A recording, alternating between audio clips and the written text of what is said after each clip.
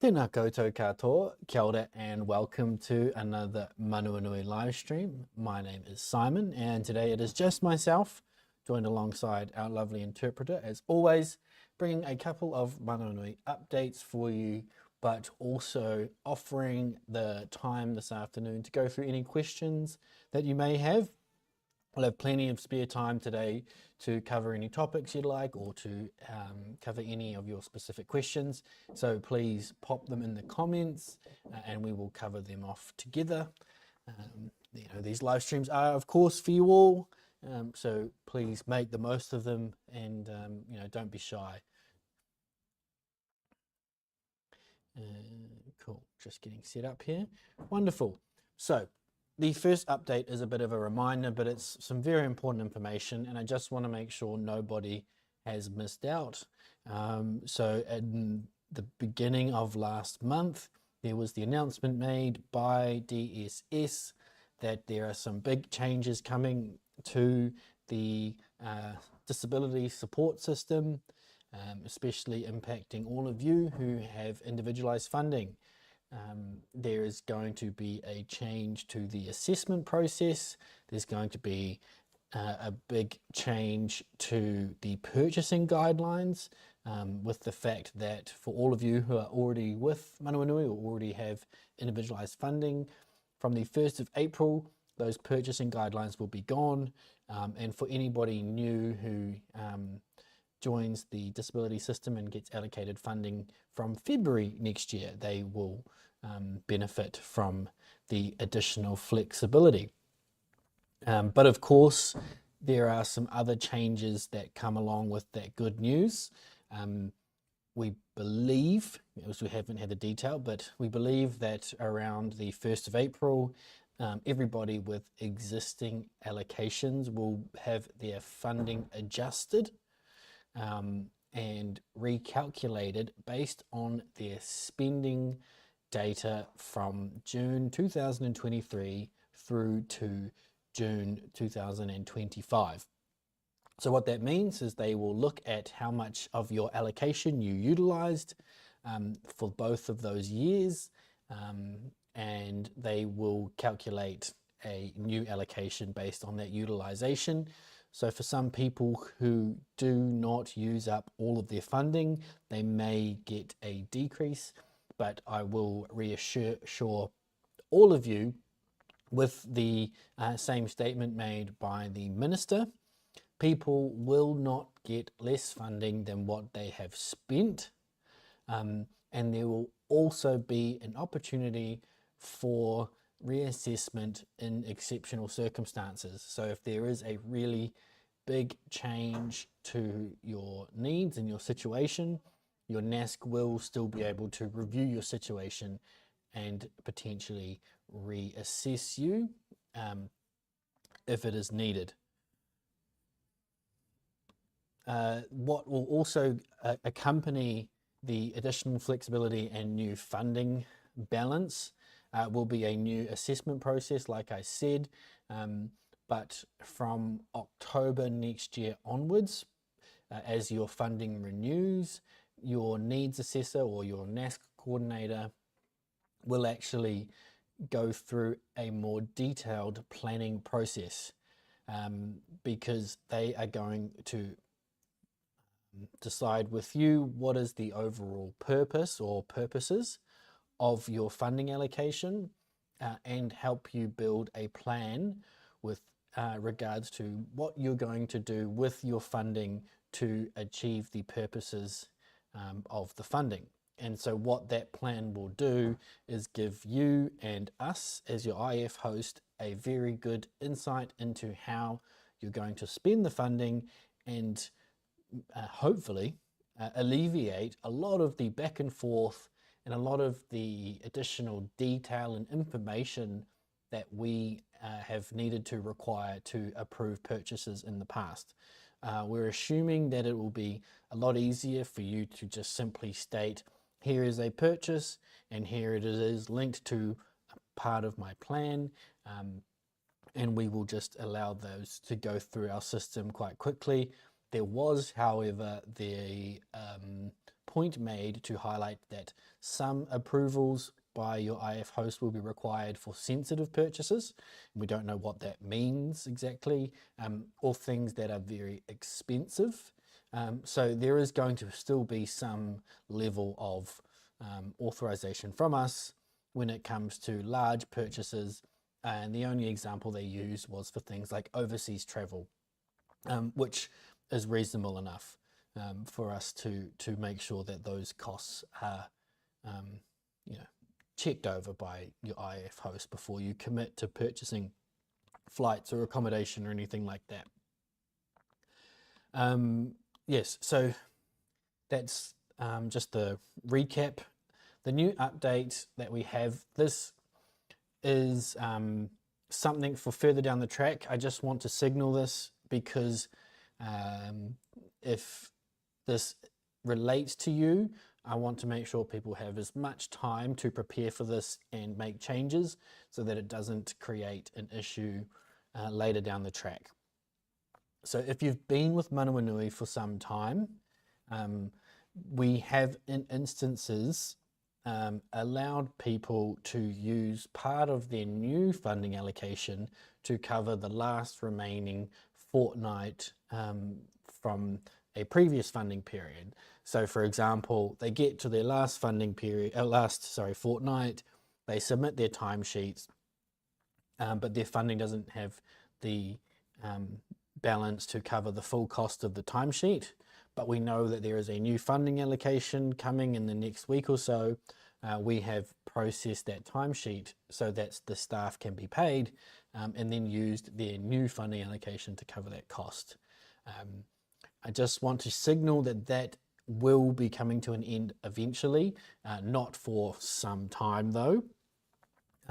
But if you are somebody who has gotten used to, I guess, or has done in the past, where you've gotten to the end of your funding period and then used your next allocation to cover the remaining balance at the end, we need you to prepare for that not to continue as part of all of these changes from DSS, but also part of us actually being a lot more responsible to the way individualized funding was set up to work is to ensure that a NASC allocates funding for a funding period and that only costs that were occurred in that funding period are paid by that specific funding allocation. So if you are running close to your total funding balance, I would encourage you to please familiarize yourself with your statement, because your statement has all of the information that you need to be a responsible IF user. If you are tracking ahead of where your funding spend should be, the statement will tell you exactly how much you need to reduce your spend by each fortnight to return to being under budget. And it will be a lot easier to do it now than in a few months' time or half a year's time when you get closer to the end of your allocation and you might need to reduce by a huge portion. Say for example, if you've got 10 fortnights left, you could reduce maybe 1 hour a fortnight and that would get you under the allocation. But if you wait till you've got 2 fortnights remaining, that then becomes 8 hours in 1 fortnight that you need to reduce, and that becomes a lot harder to do with your staff. So it is a lot easier to spread a reduction over a bigger allocation period.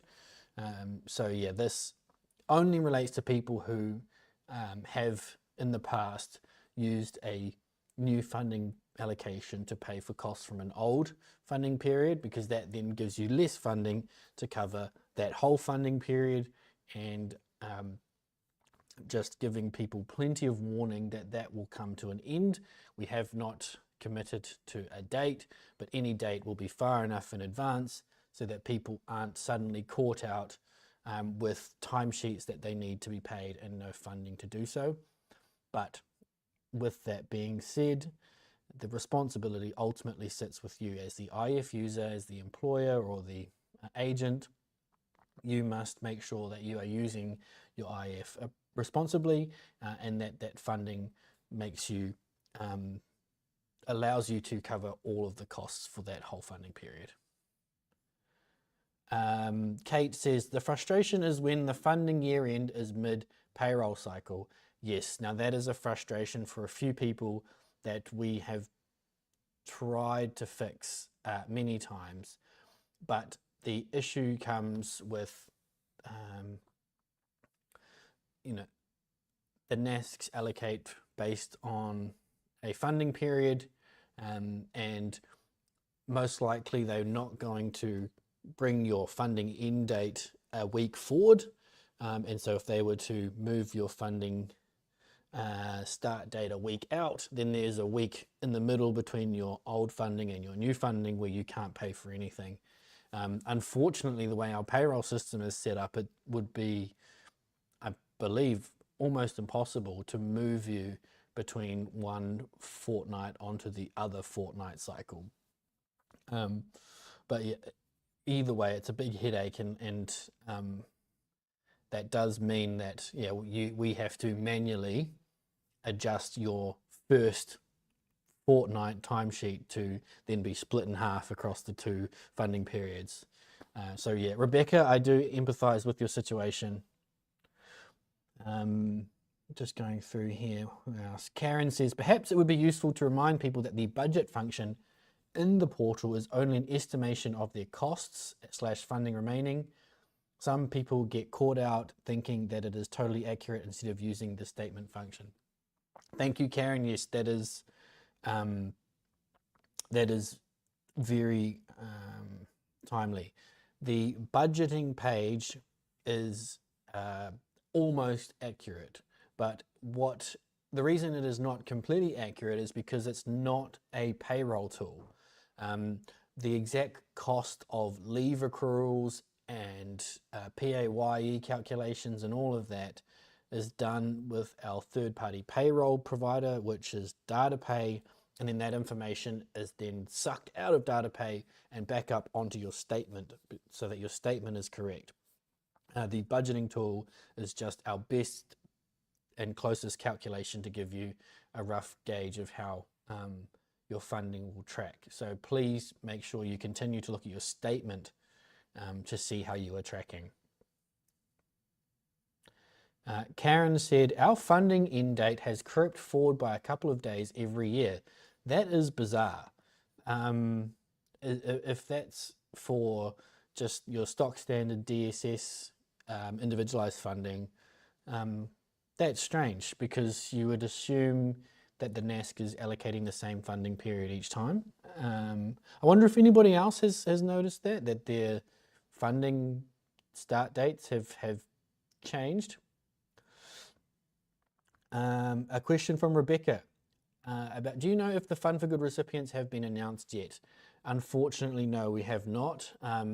If you saw our live stream 2 weeks ago, I mentioned that I was going on leave, so I haven't been able to catch up with the panel last week. So I will be catching up again this week, and then I will be able to communicate the dates from then on. I just want people to know that I appreciate your patience. If you put in an application, I can imagine it's been quite stressful waiting and not knowing, and being quite excited to know what's going to happen. But please trust me when I say that it is such a tough process to get right. When you have just so many applications that are deserving. Just going back. Leslie says, thanks Simon for the useful communication and information about the upcoming changes. So far I haven't received any communication at all from our NASC. Are you aware if NASC will be communicating to all their clients? Leslie, I believe the communications will go out from DSS, from the ministry itself, around changes, and that it will be on IF hosts and providers to then make sure that their customer groups are informed, because information won't be different for each region or each NASC. It will make sense for DSS to own those communications. But when it comes to the important part of the adjusted funding allocations that we know are going to happen next year, there hasn't been the detail on how that will happen. I can only assume that the team within the ministry at DSS will do all of the calculations themselves and then communicate that out to all of the IF host providers for their cohort. And then it will be up to the IF hosts to manage that. Thankfully, we have the portal, so it'll be very easy for us to update any funding balance changes in the portal and then send out notifications to everybody to notify them that their funding balance has changed. But yeah, all of that is completely up in the air because we don't have the detail around how that's going to happen. If I was to make my assumption, sometime around the 1st of April or sometime just after the 1st of April, we will receive a big data set that shows everybody that we have in our systems and their new funding balances, and then we'll have to update everybody in one big go and then communicate to everybody that those updates have happened. But again, like I said, this is me just guessing, just thinking, so things could change.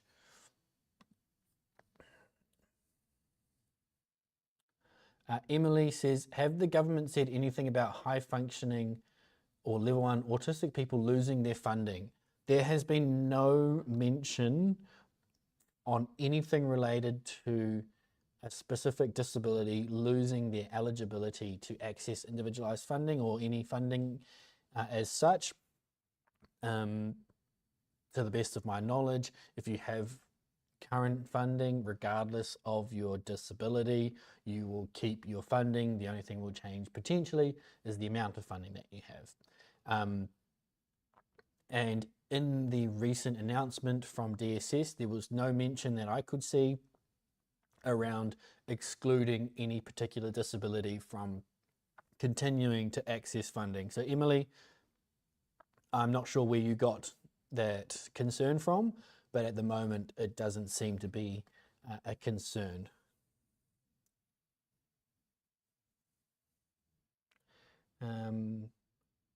Okay, so Emily as well said that her funding end date has crept forward.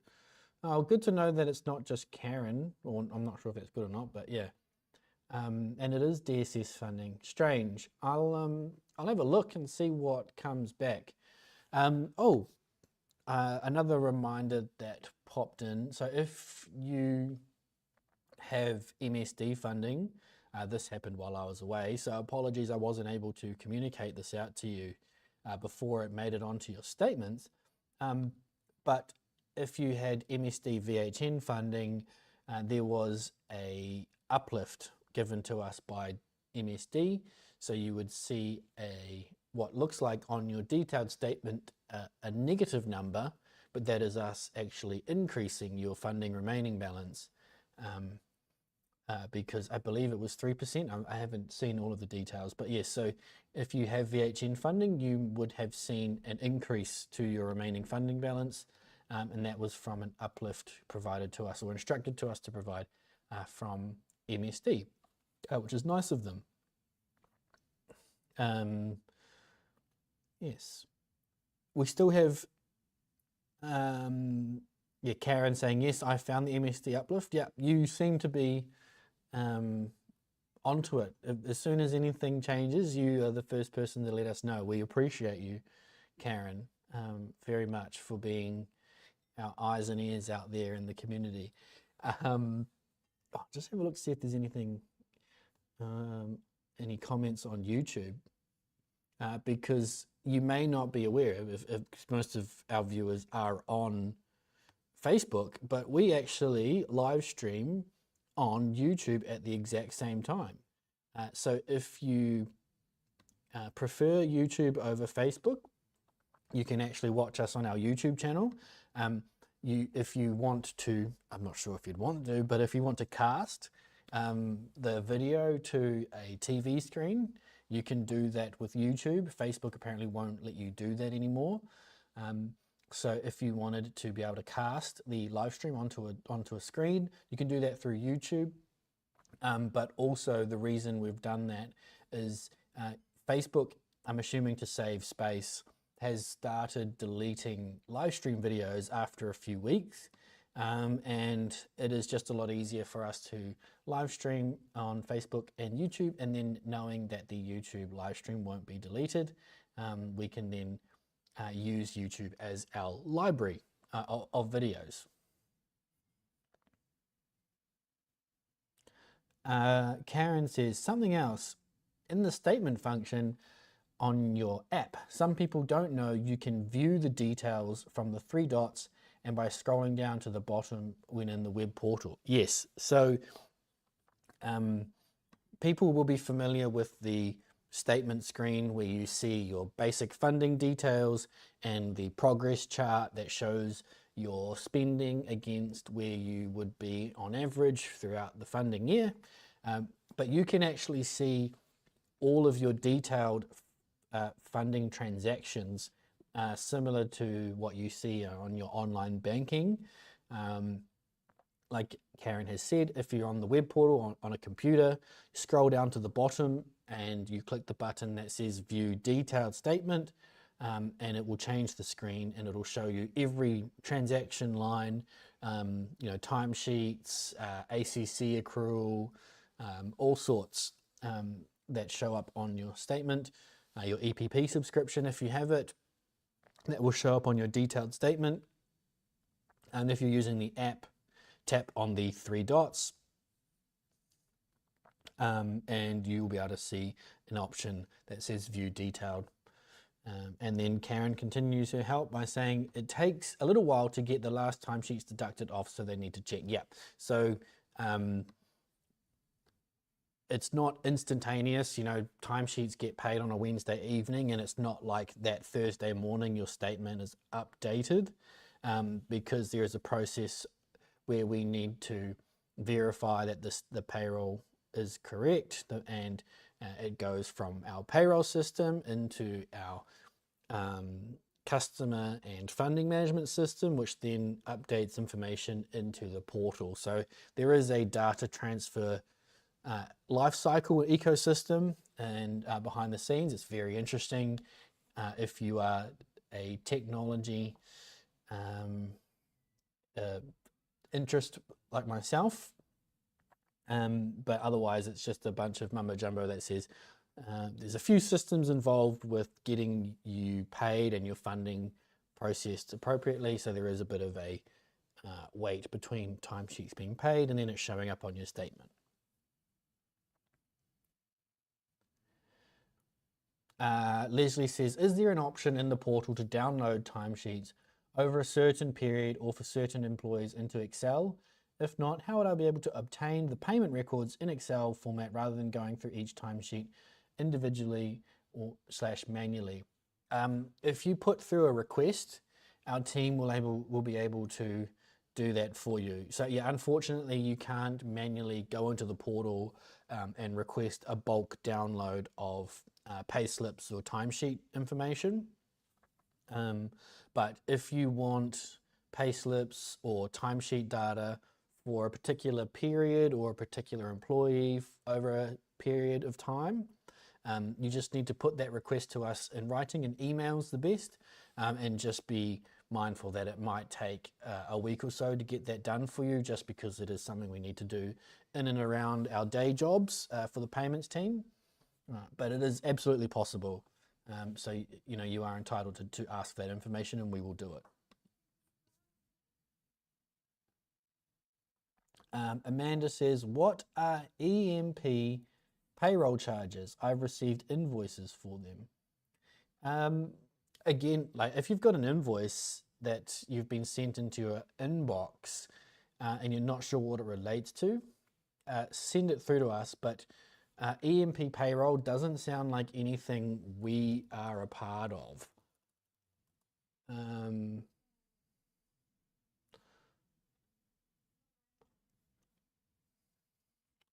I can't see, I've just had a quick Google on my laptop while I'm here sitting in front of you. I can't see anything that relates. So Amanda, all I can say is forward the email with the invoices to our CEC team. Put in the message saying, I'm not sure what these invoices are. Are they related to individualized funding in any way or not? And our team will be able to answer that for you, Amanda. Karen says, you mentioned there was a bit of a glitch occasionally when using the portal email function. Is there still a problem with this function now?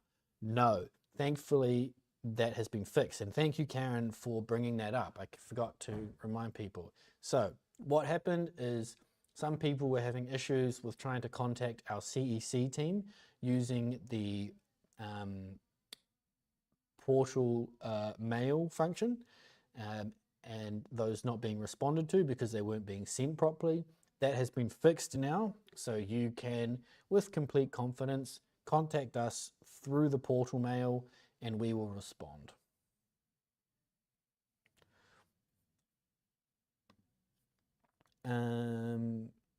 Raywin, I'm not sure I understand your question, sorry.